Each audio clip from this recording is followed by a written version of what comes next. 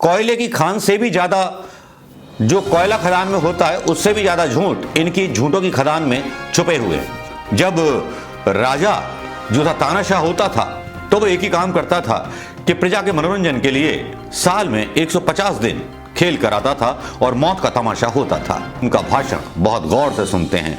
और दूसरी तरफ मोदी जी हैं जो नजर नहीं आता कि संसद में भारतीय जनता पार्टी के प्रचारक बने हुए हैं या देश के प्रधानमंत्री के तौर पर भाषण दे रहे हैं। कहता है कि मोदी से हिसाब मांगना, पता नहीं कितनी मौतों का हिसाब देंगे। आखिर मोदी जी ने राजनीति के अखाड़े में टीवी मीडिया के स्टूडियो को एक ऐसे अखाड़े के तौर पर इस्तेमाल किया है जहां केवल मौतों का तांडव हो रहा है। लड़ रहिए ऐसे बगुला भगत नेताओं से, सावधान रहिए ऐसे मगरमच्छी आंसू बहाने वाले नेताओं से जो आपका चैन छीन लेना चाहते हैं, जो आपको टीवी मीडिया के स्टूडियो में रोजाना कोई गेम।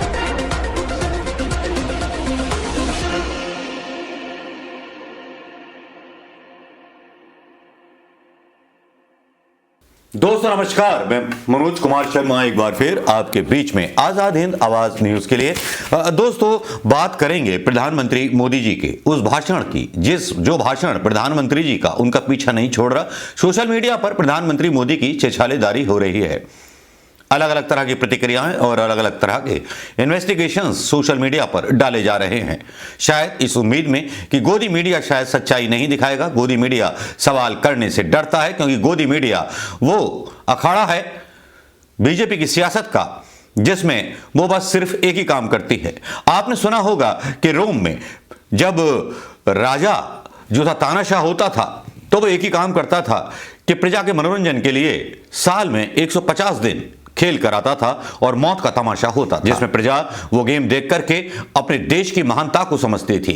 कुछ इसी तरह के सियासी तमाशे हमारी मीडिया के द्वारा दिखाए जाते हैं जिनमें मोदी जी के सपोर्टर और कुछ अति देशभक्त लोग जो है इसमें गुम हो जाते हैं। उन्हें जरूरी मुद्दे शायद याद नहीं रहते, लेकिन मोदी जी की टांग तोड़ने या उनके विचारों को तोड़ने या उनको बुरा भला कहने का मेरा कोई मकसद नहीं है। लेकिन जिस तरह से सोशल मीडिया पर प्रधानमंत्री मोदी जी की झूठों की पोल एक के बाद एक खुल रही है, जिस तरह से उन्होंने संसद में दावा किया था कि कांग्रेस को सबसे बड़ा दोष जाता है कि उसने मुफ्त टिकट दिलवाए। कांग्रेस नेताओं ने यह कहा कि अगर हमें सेवा करने का मौका मिलेगा तो हम सेवा करेंगे, लेकिन प्रधानमंत्री मोदी जी भूल गए अपने इस झूठ पर कि किस तरह से फंस जाएंगे और फंसे भी बहुत बुरी तरह से। यहां पोस्टर चीख चीख के कह रहे थे जब चुनाव थे तो श्रमिकों को पहुंचाया अपने घर बिहार, इस तरह के पोस्टर लगाए जा रहे थे बिहार की गलियों में आत्मनिर्भर बिहार का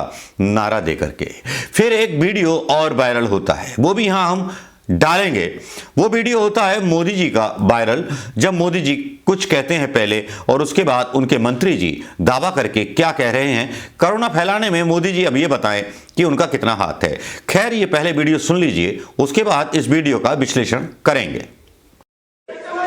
सारी दुनिया में ये संदेश दिया जाता था क्योंकि मनुष्य जहां जाएगा अगर वो कोरोना से संक्रमित है तो कोरोना साथ ले जाएगा।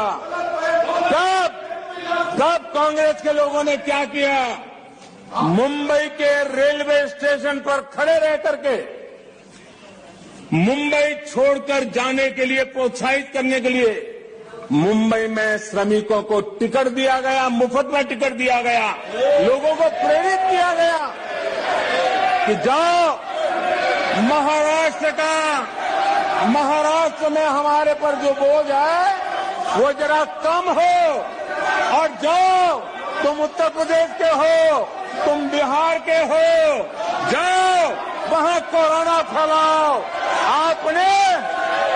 कोरोना काल में तमाम ऐसे श्रमिक थे जो डर बस अपने अपने स्थानों से निकल रहे थे। तमाम सरकारें हैं, किसी ने कोई चिंता नहीं की। राजस्थान में कांग्रेस पार्टी की सरकार है, अलग अलग प्रदेशों में अलग अलग सरकार है, सबने उनको अनाज छोड़ दिया। लेकिन हमारी भारतीय जनता पार्टी की केंद्र सरकार ने, हमारे उस समय रेल मंत्री थे पीयूष गोयल जी ने संकल्प लिया कि सभी श्रमिकों को उनके स्थान तक पहुंचाने का काम हम करेंगे। और उसके लिए 1 मई मजदूर दिवस के दिन श्रमिकों के लिए स्पेशल ट्रेन चलाई गई। 4621 श्रमिक ट्रेनें संचालित की गई, जिसमें 63 लाख से ज्यादा लोगों को उनके घरों तक पहुंचाने का काम अगर किसी ने किया तो मोदी सरकार ने किया, भारत सरकार ने किया। ऑक्सीजन स्पेशल ट्रेन की ये वीडियो आपने सुन लिया होगा। पहले प्रधानमंत्री मोदी जी की बात है और उसके बाद इन्हीं के मंत्री जो हैं क्या कह रहे हैं। इस बात से अंदाजा लगाइए कि प्रधानमंत्री मोदी जी कोयले की खान से भी ज्यादा, जो कोयला खदान में होता है उससे भी ज्यादा झूठ इनकी झूठों की खदान में छुपे हुए हैं। जुमले को तो खैर पूछिए मत। मोदी जी आखिर इतने कॉन्फिडेंट क्यों हैं, क्यों इतने कॉन्फिडेंट ढंग से झूठ बोल जाते हैं? क्योंकि मोदी जी को ना तो डर न्यायपालिका का है, ना मोदी जी को डर मीडिया का है कि पत्रकार कोई सवाल पूछ लेगा, क्योंकि पत्रकार कोई सवाल इनसे कर नहीं सकता और पत्रकारों के सवालों के जवाब ये दे भी नहीं पाएंगे। एक स्टेट्समैन की तरह राहुल गांधी जरूर सवाल पूछते हैं और भाषण देते हैं। जब संसद में बोलते हैं तो दुनिया के नेता उनका भाषण बहुत गौर से सुनते हैं। और दूसरी तरफ मोदी जी हैं जो नजर नहीं आता कि संसद में भारतीय जनता पार्टी के प्रचारक बने हुए हैं या देश के प्रधानमंत्री के तौर पर भाषण दे रहे हैं। अच्छा खासा मजाक उड़वा लिया है और ऐसा मतलब लोग कहने लगे हैं कि एक जोकर प्रधानमंत्री है भारतीय जनता पार्टी का, जिस जोकर की हामी में हाँ हिलाते रहते हैं भारतीय जनता पार्टी के वो नेता जो कभी अपने आप में इंटेलेक्चुअल हुआ करते थे। क्योंकि फर्क है नेताओं में। कुछ नेता जो है सत्ता को प्यार करते हैं, भ्रष्टाचार को प्यार करते हैं। आज तक लोकपाल की नियुक्ति नहीं हुई, इस पर कोई सवाल नहीं हुए, बेरोजगारी वगैरह और इन पर तो आप छोड़ दीजिए, खैर सवाल करना ही क्या। बहुत सारे सोशल मीडिया पर ये चीजें आपको देखने को सुनने को मिलती होंगी। लेकिन यहां तो बेइज्जती होती है सोशल मीडिया पर। प्रधानमंत्री मोदी जी के भाषण और पोस्टर निकल करके आ जाते हैं। लेकिन यहां पर एक और आता है कि एक व्यापारी आत्महत्या कर लेता है फेसबुक पर लाइव होकर के, जहर पी करके। वो आईसीयू में भर्ती हो जाता है, उसके बाद उसकी पत्नी जहर पी लेती है, वो मारा जाता है। वो कहता है कि मोदी से हिसाब मांगना, पता नहीं कितनी मौतों का हिसाब देंगे। आखिर मोदी जी ने राजनीति के अखाड़े में टीवी मीडिया के स्टूडियो को एक ऐसे अखाड़े के तौर पर इस्तेमाल किया है जहां केवल मौतों का तांडव हो रहा है, लॉन्चिंग का तांडव हो रहा है। लॉन्चिंग के तांडव से आया याद मुझे कल हिजाब का प्रदर्शन। हिजाब के प्रदर्शन में कल जब हिजाब पर हद हो गई, मोदी मीडिया शर्मा गई, लेकिन प्रधानमंत्री मोदी जी का, रूबिका लियाकर गोदी मीडिया का कोई बयान उस पर हिजाब पर नहीं आया। भोपाल की हिजाब पहने लड़कियों ने आज प्रदर्शन किया। धार्मिक मान्यताएं होती हैं, भले ही हिंदुओं में भी घूंघट एक सनातन परंपरा है, जिसमें घूंघट जो है इसलिए नहीं किया जाता कि महिलाओं को घूंघट में रखा जाए। घूंघट इसलिए किया जाता है कि बड़ों का आदर किया जाए। घूंघट और हिजाब में ज़्यादा कुछ अंतर नहीं है। वो अलग बात है कि हिंदूवादी संगठन की ही कुछ ज़्यादा पढ़ी लिखी महिलाएं घूंघट हटाने की मांग करती हैं। घूंघट हट भी गया है, हटना भी चाहिए, क्योंकि महिलाओं को भी आज़ादी चाहिए। अब बात करते हैं दोस्तों कि अचानक से जो है बीजेपी के नंबर वोट्स जो है कटने लगे हैं। राहुल गांधी और मोदी का एक वीडियो साझा किया, एक पिक्चर जारी की जाती है जिसमें स्क्रीनशॉट लिया जाता है, जिसमें एक तरफ राहुल गांधी बोल रहे हैं लाइव सोशल मीडिया पर तो उनको 90,000 लोग देख रहे हैं, और दूसरी तरफ मोदी जी लाइव बोल रहे हैं तो उनको 6,000 के समथिंग लोग देख रहे हैं। इसी से आप अंदाजा लगाइए कि मोदी जी की लोकप्रियता का ग्राफ जो है शून्य हो चुका है। लोग समझ चुके हैं झूठे आदमियों को, झूठे वादों को, झूठे जुमलों को, कि ये झूठ बोलने वाले लोग इसी तरह से होते हैं। और आज सोशल मीडिया ने तो इनकी पोल ही खोल दी। पोल कुछ इस तरह से खोली है कि शायद बीजेपी के नेताओं को यह बात हजम नहीं हो रही।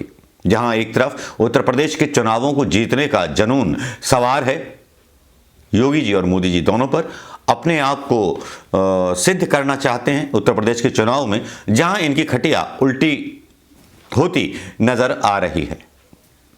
लेकिन इतना तो साफ है कि प्रधानमंत्री मोदी जी झूठ मत बोला करो, झूठ खुल जाता है। और आपका झूठ, कांग्रेस के बारे में फैलाया गया झूठ, ये वाकई में आपके लिए बेहद शर्मनाक है। जहां एक तरफ आप गांधी की बात करते हैं तो लगता है कि आप एक नाटक कर रहे हैं, बस ग्लिसरीन लगा करके एक्टरों की तरह अपनी आंखों से आंसू बहा रहे हैं। जो गॉड से भक्त हो सकता है वो कभी गांधी का सपोर्टर नहीं हो सकता। दोस्तों, मोदी जी का घड़ियाली बयान कहूंगा या बगुला भगत टाइप का बयान रहिए। ऐसे बगुला भगत नेताओं से सावधान रहिए, ऐसे मगरमच्छी आंसू बहाने वाले नेताओं से जो आपका चैन छीन लेना चाहते हैं, जो आपको टीवी मीडिया के स्टूडियो में रोजाना कोई गेम, कोई नया सियासती गेम दिखाते हैं जिसमें आप धार्मिक विद्वेष की भावना में भड़क जाते हैं। तो किसी भी धार्मिक विद्वेष की भावना में मत भड़किए, मुद्दों को चयन कीजिए, मुद्दों को वोट दीजिए। नमस्कार, जय हिंद दोस्तों।